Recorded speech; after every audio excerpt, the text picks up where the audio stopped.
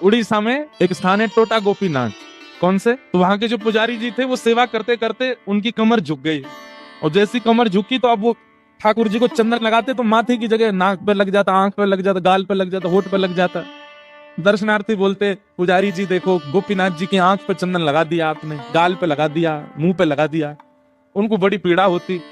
मन में सोचने लगे अब एक काम करता हूँ कि मैं एक पुजारी रख लेता हूँ, मुझसे तो सेवा उतनी, कमर झुक गई मेरी। पुजारी जी जैसे ही मंदिर में आए और सेवा के लिए प्रस्तुत हुए, एक दिन की सेवा पुजारी जी ने कर दी।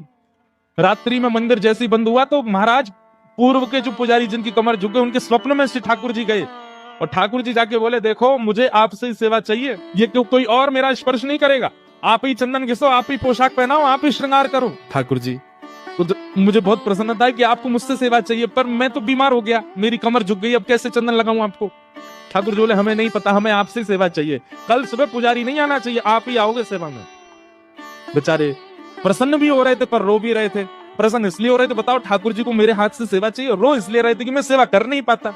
दूसरे दिन स्नान करके मंगला में जैसे ही मंदिर में प्रवेश किया तो क्या देखा, तो जैसे हम बैठे हैं सुख आसन में, ठाकुर जी नीचे ही बैठ गए, बोले लो हम भी बैठ गए, अब करो हमारी सेवा। तो उनका नाम पड़ गया टोटा गोपीनाथ। पर एक टोटा गोपीनाथ जब बैठे हुए ठाकुर जी। राधे राधे।